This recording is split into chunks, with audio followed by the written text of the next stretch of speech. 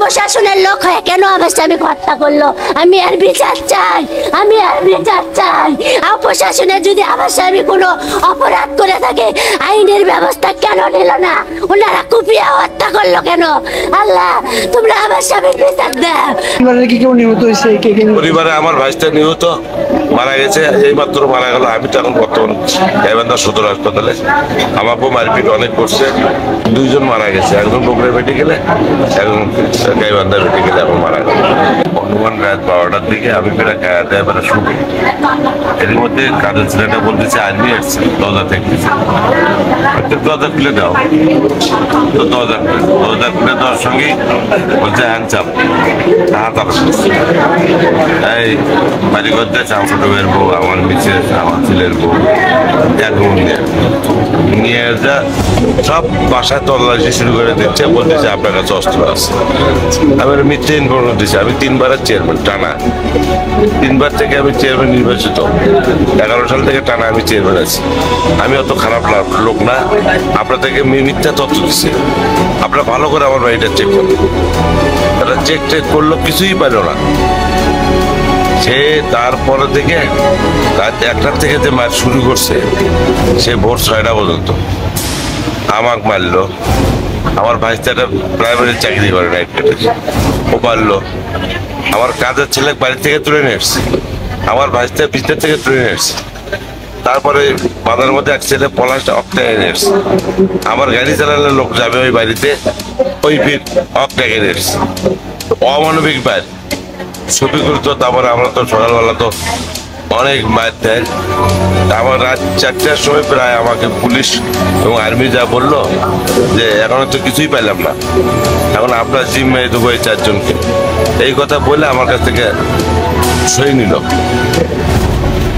Police এবং army মিলে। সই নেওয়ার পরিপ্রেক্ষিতে না আর ছাড়ে না। পরে কোনো আর্মি বলতেছে না ছাড়া হবে না, তার কাছে অস্ত্র আছে।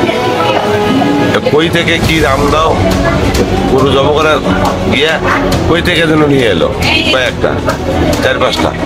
আমি তো কিছুই জানি না। আমার কাছে সই নিল আমাকে আমার জিম্মায় দেওয়ার জন্য।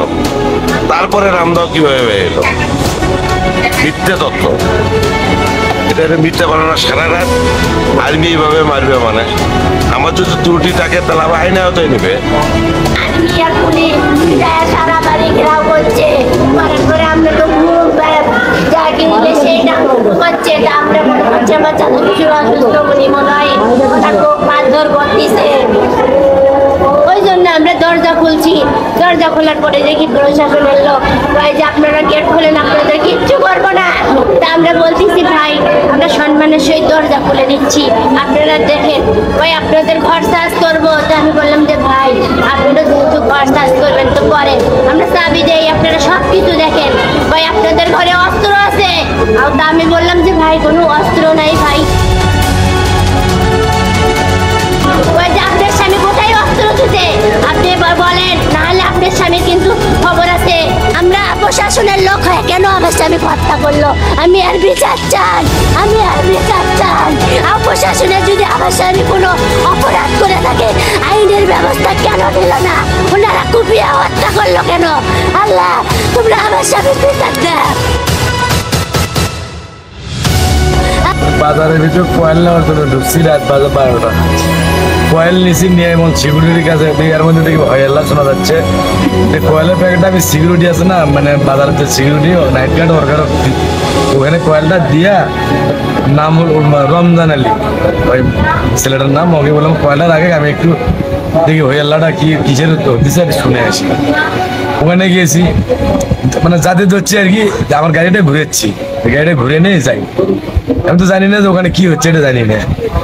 এই গাড়িটা কেবল মনে করেন গাড়ির উপরে উঠছে, আর মধ্যে পিছন ভাগে আসে আমার শুরু করছে। আমি দাম বলে দেখি যে সেনাবাহিনীর লোকজন ওরা মারতে মারতে তারপরে বাড়ি ওখানে নিয়ে গেল। আমি বলছি স্যার আমার দোষটা কোথায়?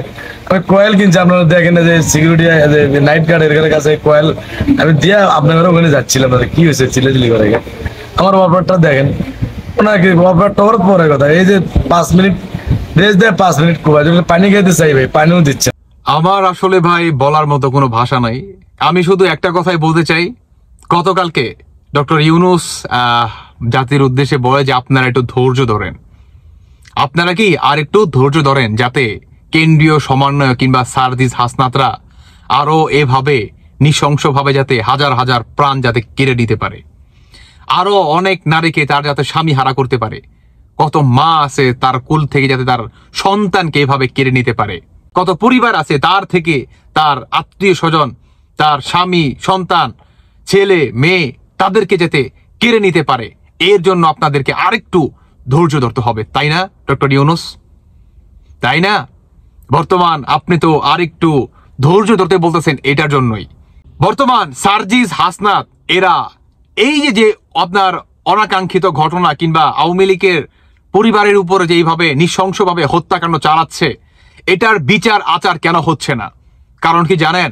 কারণ হচ্ছে আপনার উপদেষ্টা আসিফ, উপদেষ্টা আপনার নাহিদ এবং উপদেষ্টা ডক্টর ইউনূস, উপদেষ্টা কি আসিফ নজরুল, তাদের একটা নির্দেশনা আছে। সেটি হচ্ছে যে আওয়ামী লীগের উপরে কিংবা আওয়ামী লীগকে কেউ যদি হত্যা করে কিংবা তার পরিবারের উপরে কোনো ওই ধরনের জোর জবরদস্তি চালায় কিংবা আপনার দখলবাজিটা চালায়, তাহলে কি 7 খুন মাপ। মানে আওয়ামী লীগের উপরে কেউ যদি গণহত্যা চালায়, লুটপাট করে, চাঁদাবাজি করে, তার পরিবারকে আপনার হেনস্থা করে কিংবা নির্যাতন করে, তাহলে কি 7 খুন মাপ। মানে নেটওয়ার্কের বাইরে আওয়ামী লীগের যত পরিবার আছে তারা বাংলাদেশের কোনো কারণে সহায়তা নিতে পারবে না, তারা বাংলাদেশের কোনো সুযোগ সুবিধা পাবে না, তারা কি সকল কিছু থেকে বঞ্চিত। কারণ কি? দোষ একটাই, তারা স্বাধীনতা নিয়ে দিছে বাংলাদেশকে। এটাই হচ্ছে সবচেয়ে বড় দোষ। মানে নিজেদের রক্তের বিনিময় এই রাজাকারদের ঠাঁই করা দেওয়াটাই হচ্ছে কি সবচেয়ে বড় দোষ। শেখ হাসিনা একটা কথা বলতো যে বাংলাদেশে এখন পর্যন্ত রাজাকারদের আবির্ভাব এখন পর্যন্ত আছে আনাচে কানাচে, কিন্তু আসলে ওইভাবে কখনো এটাকে তদন্ত করে বের করতে পারে নাই। এটা হচ্ছে সবচেয়ে বড় ব্যর্থতা।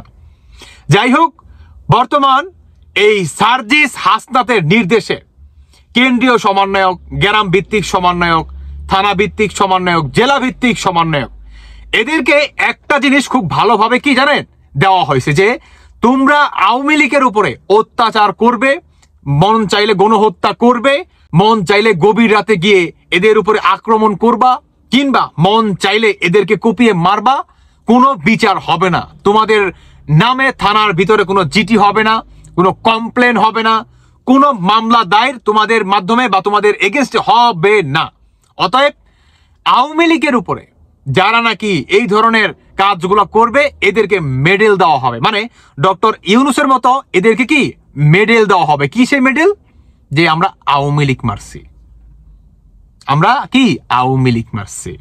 দেখেন ভাই, যদি তাই নাই হইতো, এর স্বামীকে যে ভাই এইভাবে মারলো, উনি চিৎকার করে বলতেছিল, ওনার কান্না কি আপনাদের কলিজার পুন্ত যায় না? কলিজায় কি লাগে না? নাকি লাগে না যে আমার স্বামী যদি কোনো অপরাধ করে থাকতো তাহলে দেশে তো আইন আছে, দেশে তো কানুন আছে, আইনের মোতাবেক আমার স্বামীকে ছেড়ে দেন, আইন আদালতে যে সিদ্ধান্ত নিবে আমার স্বামীর সেই সাজাই হবে। উনি কি বলেন নাই চিৎকার করতে করতে? তাহলে এই বোনের স্বামীকে যে হারালো এটাকে কে ফিরিয়ে দিবে বলেন? কে? সমন্বয়ক কিংবা কেন্দ্রীয় সমন্বয়ক এরা যে বর্তমান এই অনাকাঙ্ক্ষিত ঘটনা চালাচ্ছে, এদের বিচার কি বাংলার মাটিতে কি হওয়া দরকার না? নাকি দরকার না? আমি সর্বশেষ একটা কথাই বলতে চাই, আমি আসলে আর বেশি কিছু বলতে চাই না। সর্বশেষ আমার একটা কথা হচ্ছে যে এই সমন্বয়কারীরা সার্জিস হাসনাত এরা যদি বিশ্বাস করেন ভাই বাংলাদেশের মাটিতে যদি মরে পড়ে থাকে না, আমার মনে হয় কি জানেন যে রাস্তাটা কুত্তা বিলে মনে করেন কাঁদবে না এদের জন্য। সত্যি কথা বলতেছে। এবং মানুষ তো মরে গেলে পচে যায়। আমার মনে হয় যে একটা মাছি, একটা পোকা, আরো যে হিংস্র প্রাণী আছে আমাদের বাংলাদেশে, এরা কখনো শুনতেও যাবে না আমার মনে হচ্ছে ভাই। কারণ এরা কি জানেন হাজার হাজার প্রাণ মনে করেন কাইরা নিছে। এরা আবু সাইদের মতো মানুষকে এরা হত্যা করে মনে করেন আওয়ামী লীগের নাম দিয়ে যাতে তাদের কি এই সরকারের যে চেয়ারটা সেটা যাতে আরো ভালোভাবে স্মুথ ভাবে আপনার দখল করা যায়, এটার জন্য প্রতিনিয়ত এরা master mind, killing master mind. এরা হচ্ছে কিলিং মাস্টার মাইন্ড। এদের বিচার বাংলার মাটিতে হতেই হবে, একদিন হতেই হবে ইনশাআল্লাহ। দর্শক বন্ধুরা, বাকিটা আপনাদের ব্যক্তিগত মতামত অবশ্যই জানিয়ে যাবেন। ধন্যবাদ সবাইকে। আল্লাহ হাফেজ। আসসালামু আলাইকুম।